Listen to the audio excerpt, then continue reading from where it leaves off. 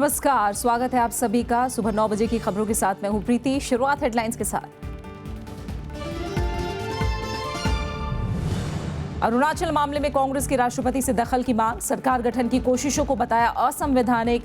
राष्ट्रपति शासन हटाने पर आज कैबिनेट में हो सकता है फैसला।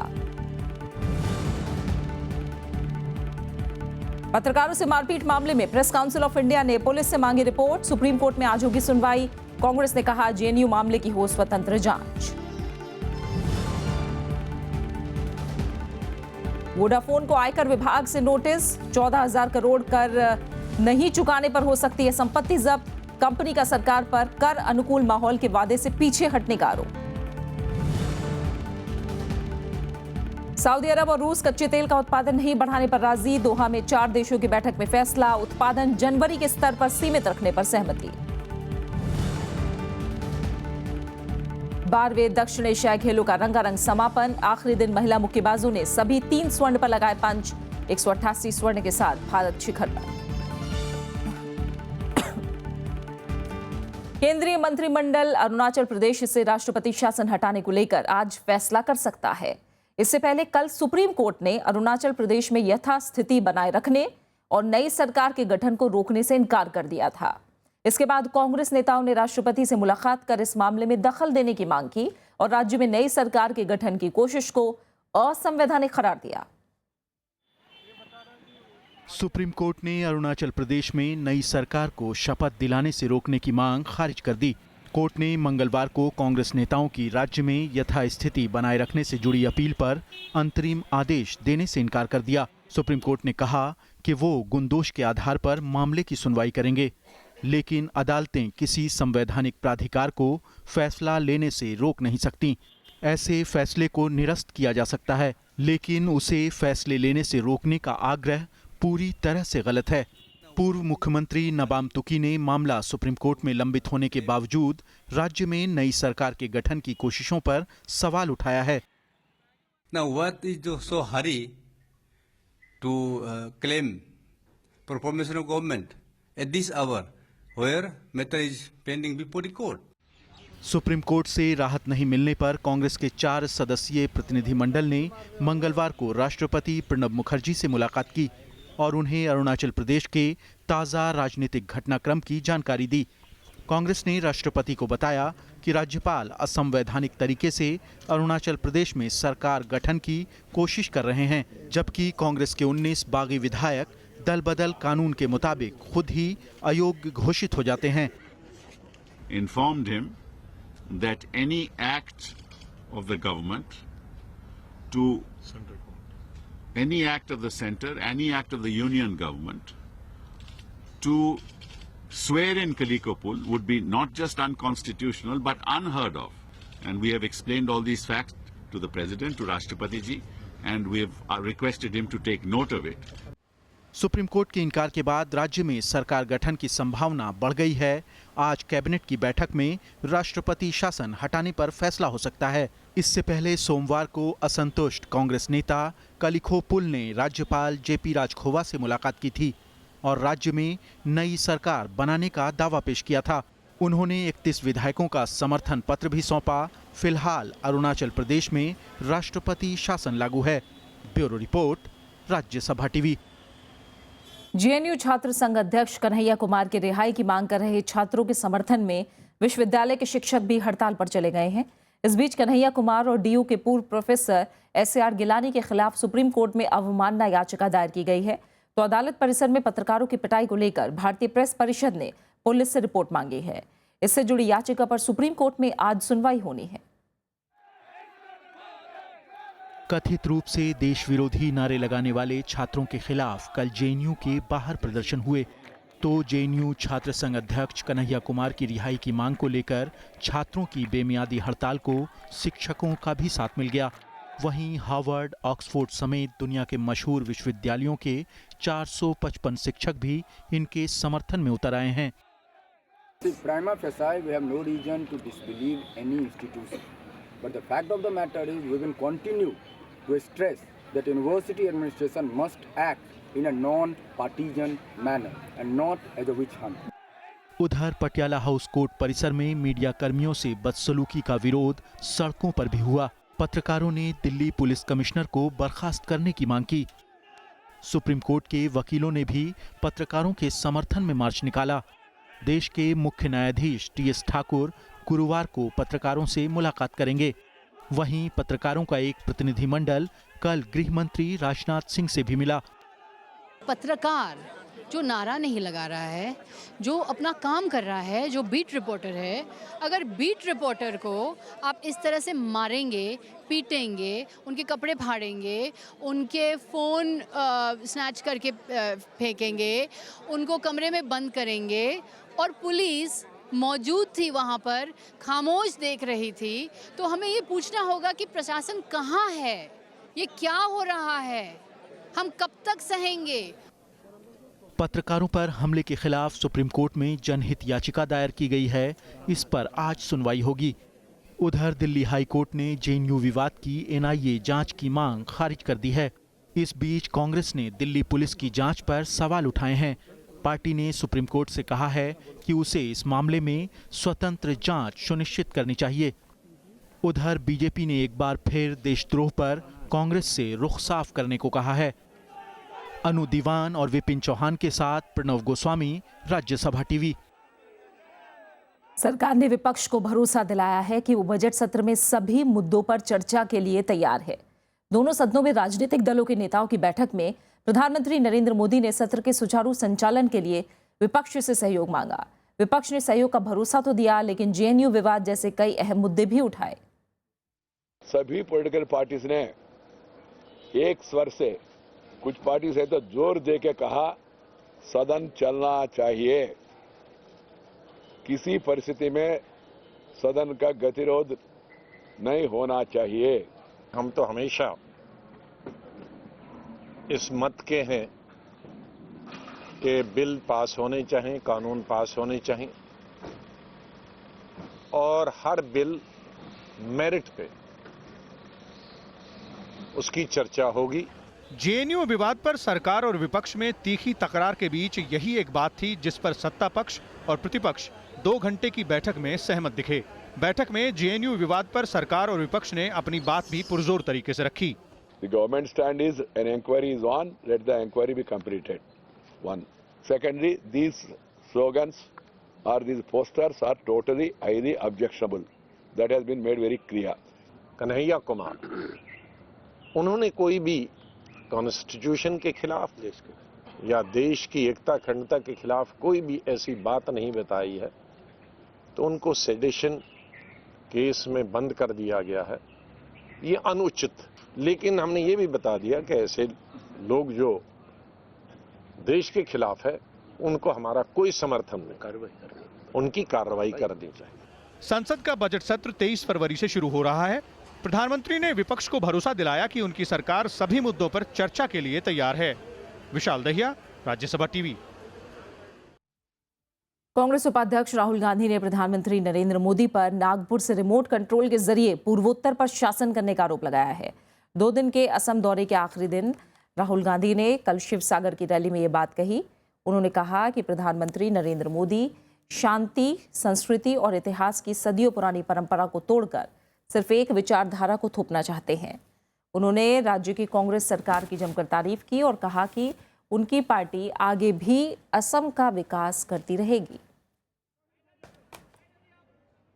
मोदी जी चाहते हैं कि चाहे वो असम हो, अरुणाचल हो, मणिपुर हो, वो नागपुर के रिमोट कंट्रोल से चले। वो आपके ऊपर एक विचारधारा डालना चाहते हैं। आपका जो इतिहास है, आपका जो कल्चर है, आपकी जो शांति है, उसको वो खत्म करना चाहते हैं, तोड़ना चाहते हैं। जम्मू कश्मीर में बीजेपी और पीडीपी की तरफ से गठबंधन सरकार बनाने की कोशिश तेज हो गई है। पूर्व उप मुख्यमंत्री निर्मल सिंह की अगुवाई में बीजेपी के एक प्रतिनिधिमंडल ने कल पीडीपी के अध्यक्ष महबूबा मुफ्ती से मुलाकात की। हालांकि बाद में निर्मल सिंह ने कहा कि वो सिर्फ पूर्व मुख्यमंत्री मुफ्ती मोहम्मद सईद के 40वें पर शोक जताने आए थे। सरकार गठन को लेकर कोई बातचीत नहीं हुई है। पीडीपी अब बीजेपी से गठबंधन को लेकर नई शर्तों से पीछे हटती दिख रही है और पुराने गठबंधन एजेंडे पर ही सहयोगी दल से ठोस आश्वासन चाहती है। बीजेपी भी राज्य में पीडीपी के साथ गठबंधन और सरकार बनाने को लेकर सकारात्मक रुख दिखा रही है। हमारा जो कोalition पार्टनर है पीडीपी, उनके भी वरिष्ठ नेता नईम अख्तर साहब का भी ये बयान आया है, हमारा गठबंधन टूटा नहीं था और हम लगातार कोशिश कर रहे हैं कि जम्मू कश्मीर के अंदर चुनी हुई सरकार दोबारा सत्ता में आए और इसके लिए भारतीय जनता पार्टी कटिबद्ध है। इधर कांग्रेस ने एक बार फिर जम्मू कश्मीर में सरकार बनाने को लेकर पीडीपी और बीजेपी से स्थिति साफ करने की मांग की है। कांग्रेस का कहना है कि राज्य में राजनीतिक अस्थिरता के चलते लोगों को परेशानी का सामना करना पड़ रहा है। वहीं नेशनल कॉन्फ्रेंस का कहना है कि जम्मू कश्मीर में बीजेपी के साथ गठबंधन को लेकर पीडीपी के भीतर ही असंतोष है। इसके चलते राज्य में सरकार गठन में रुकावट आ रही है और गठबंधन के एजेंडे की प्रतिबद्धता की बात लोगों को गुमराह करने की रणनीति है। देश के 8 राज्यों की 12 विधानसभा सीटों पर हुए उपचुनाव में एनडीए ने 7 सीटों पर जीत हासिल की है। प्रधानमंत्री नरेंद्र मोदी ने इसे विकास की जीत बताया है। उत्तर प्रदेश की देवबंद सीट जहां कांग्रेस पार्टी के खाते में गई है, तो मुजफ्फरनगर सीट बीजेपी ने जीत ली है। सिर्फ फैजाबाद की बीकापुर सीट पर ही समाजवादी पार्टी को जीत मिली है। महाराष्ट्र में शिवसेना पालघर विधानसभा सीट बचाने में कामयाब रही है, तो तेलंगाना में सत्तारूढ़ तेलंगाना राष्ट्र समिति ने कांग्रेस से मेढक जिले की नारायणखेड़ विधानसभा सीट छीन ली। वहीं पंजाब के खडूर साहिब में अकाली दल को जीत मिली, तो मध्य प्रदेश की मैहर सीट पर बीजेपी ने जीत हासिल की है। त्रिपुरा में सत्तारूढ़ सीपीएम ने बीरगंज उपचुनाव में जीत हासिल की। वहीं बिहार के हरलाखी में राष्ट्रीय लोक समता पार्टी के उम्मीदवार को जीत मिली है। महाराष्ट्र में इस साल 124 किसान अपनी जान दे चुके हैं। बॉम्बे हाईकोर्ट में सूखे पर सुनवाई के दौरान राज्य सरकार ने ये आंकड़े पेश किए। किसानों की खुदकुशी के मामले में हाईकोर्ट ने सरकार से जवाब मांगा था। एक हफ्ते पहले सरकार ने आत्महत्या का आंकड़ा 80 बताया था, जो अब बढ़कर 124 पर जा पहुंचा है। अदालत ने सरकार से पूछा कि किसानों की बिगड़ती हालत और उनकी खुदकुशी की घटनाओं को रोकने के लिए क्या कदम उठाए जा रहे हैं। सरकार ने अदालत में यह भी बताया कि केंद्र की तरफ से 3,500 करोड़ और राज्य सरकार की तरफ से 2,500 करोड़ रुपए देने का ऐलान हुआ है, जिसमें से करीब 15 करोड़ रुपए जारी कर दिए गए हैं।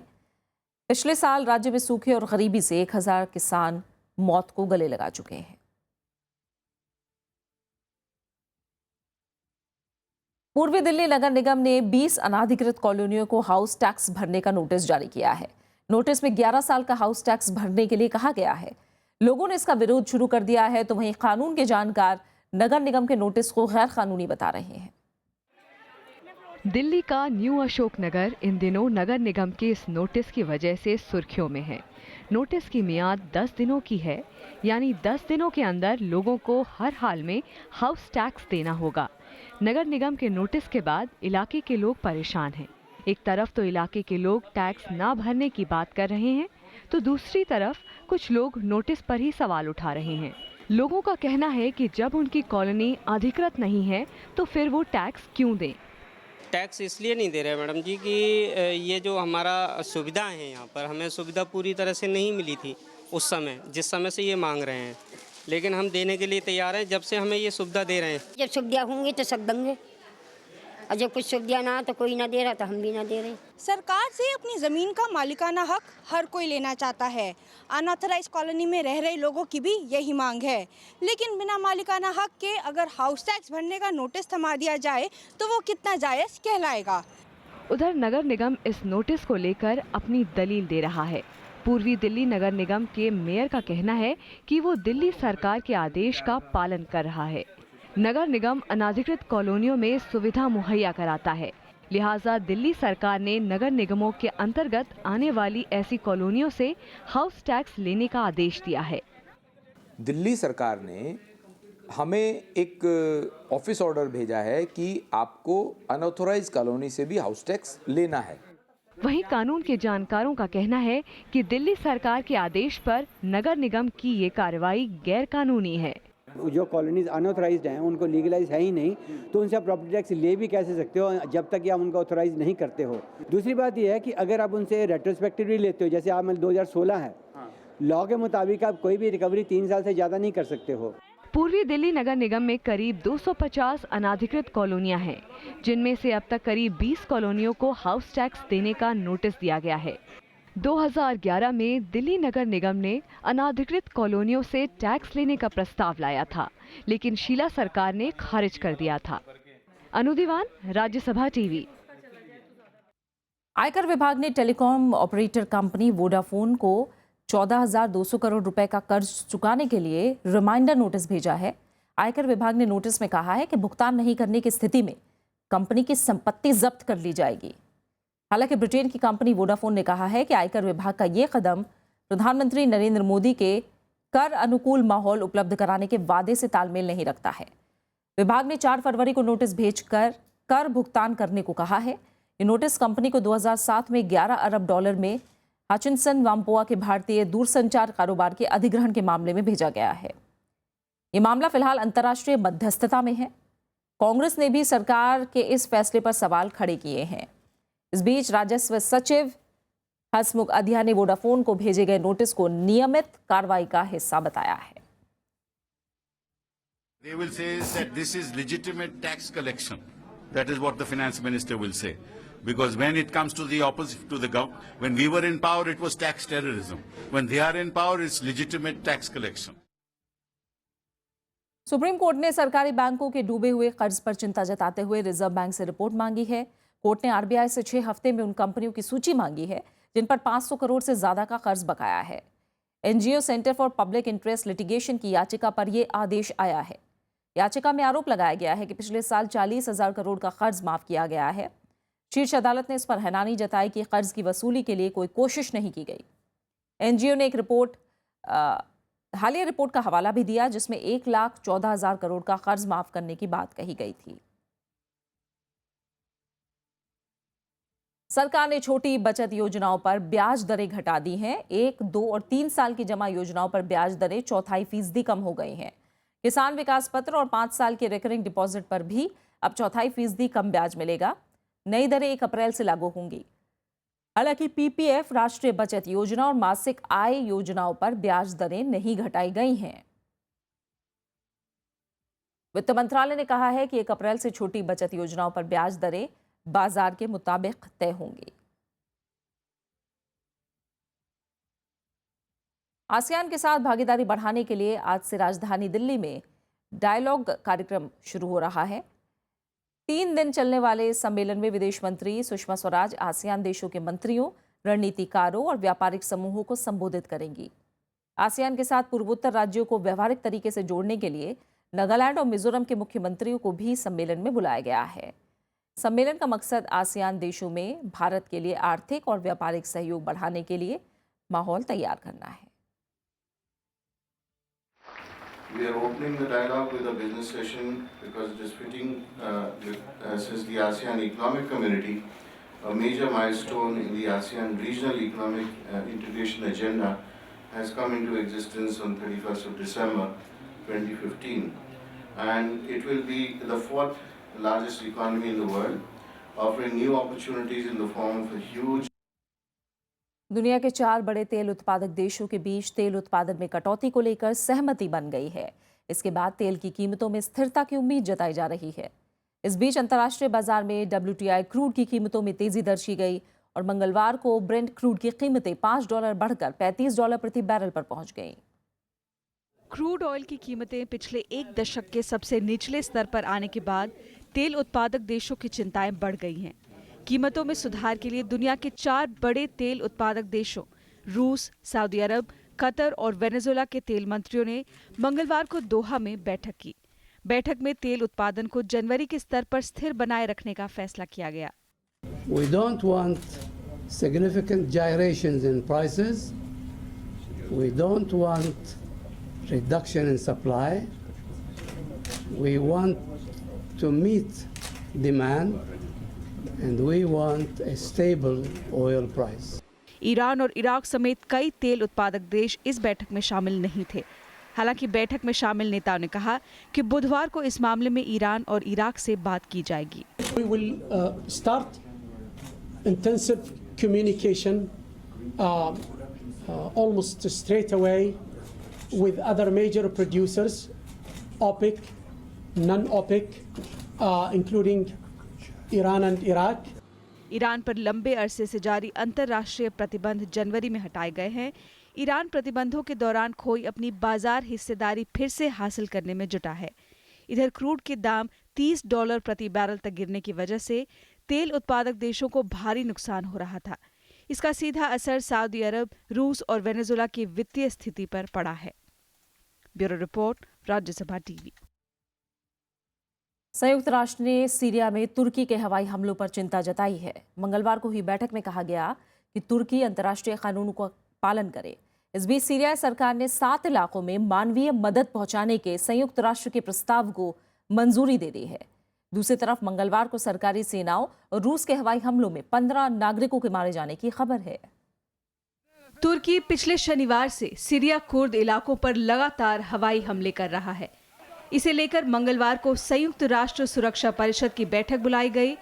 बैठक के बाद संयुक्त राष्ट्र ने कहा कि तुर्की इन हमलों को तुरंत रोके और अंतर्राष्ट्रीय कानूनों का पालन करे। The member of the Security Council expressed the concern about the Turkish attack, and all members of the Security Council are agreed to asking for the Turkish to comply with the international law. लेबनानी शिया संगठन Hezbollah ने भी तुर्की के हवाई हमलों की निंदा की है। तुर्की ने आरोप लगाया कि रूस सीरिया में कुर्द विद्रोहियों को मजबूत करने में लगा है। इधर सीरिया में मंगलवार को रूस और सरकारी सेनाओं के हवाई हमलों में 15 लोग मारे गए। इस बीच सीरियाई सरकार ने दायर अल जोर समेत 7 शहरों में मानवीय मदद को रास्ता देने पर सहमति दे दी। The government of Syria has approved access to 7 besieged areas, and those include Deir ez-Zur, Fua, and Kafria in Idlib, and Madaya, Zabadani, Kafr Batna, and Madamiyat Isham in rural Damascus. अमेरिकी राष्ट्रपति Barack Obama ने कहा है कि Syria में राष्ट्रपति बशर अल असद कमजोर हुए हैं। ओबामा ने कहा कि असद को बचाने के लिए रूस को तमाम ताकत झोंकनी पड़ रही है। इधर ईरान ने चेतावनी दी है कि सीरिया में सऊदी अरब की प्रस्तावित सैन्य कार्रवाई पूरे क्षेत्र के लिए खतरनाक साबित हो सकती है। Bureau report, Rajya Sabha TV. France की संसद ने देश में आपातकाल को 3 महीने और बढ़ाने को मंजूरी दे दी है। इस मुद्दे पर फ्रांस की नेशनल असेंबली में हुई चर्चा और इसके बाद सरकार के प्रस्ताव को मान लिया गया।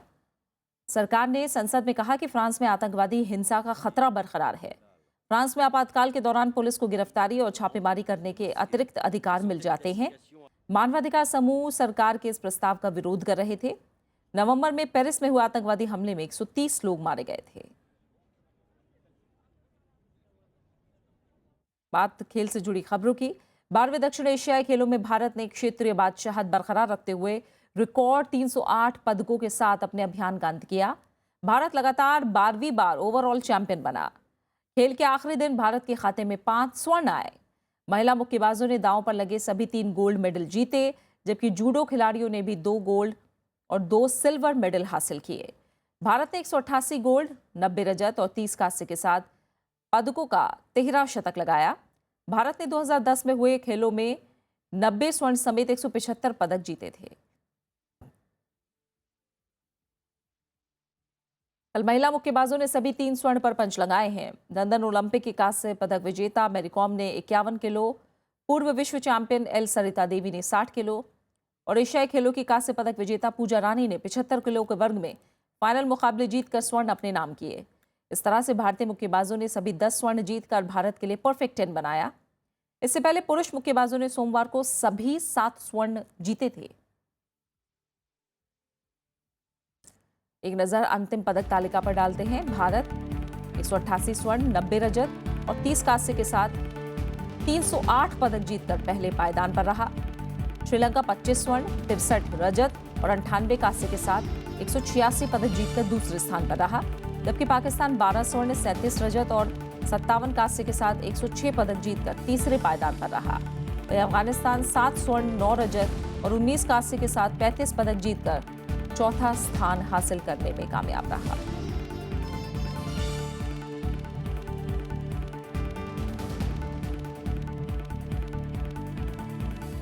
मंगलवार को 12वें दक्षिण एशियाई खेलों का समापन हो गया। गुवाहाटी में हुए समापन समारोह में पूर्वोत्तर भारत की विविधता और रंगारंग संस्कृति की झलक दिखी।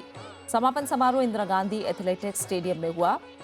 12 दिन तक हुए इस आयोजन में 8 देशों के 2500 से ज्यादा खिलाड़ियों ने हिस्सा लिया। आप भी देखिए समापन समारोह की कुछ झलकियां। बुद्ध जन्मभूमि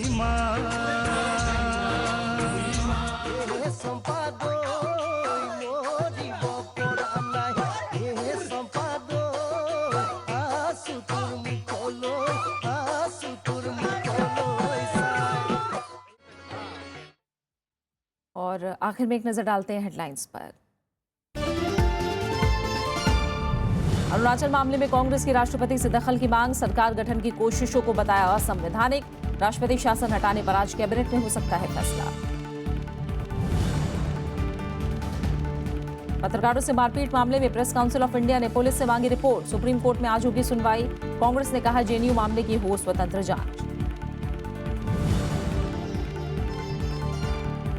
वोडाफोन को आयकर विभाग से नोटिस, 14,000 करोड़ कर नहीं चुकाने पर हो सकती है संपत्ति जब्त। कंपनी का सरकार पर कर अनुकूल माहौल के वादे से पीछे हटने का आरोप। सऊदी अरब और रूस कच्चे तेल का उत्पादन नहीं बढ़ाने पर राजी, दोहा में 4 देशों की बैठक में फैसला, उत्पादन जनवरी के स्तर पर सीमित रखने पर सहमति। और 12वें दक्षिण एशियाई खेलों का रंगारंग समापन, आखिरी दिन महिला मुक्केबाजों ने सभी 3 स्वर्ण पर लगाए पंच, 188 स्वर्ण के साथ शिखर पर भारत।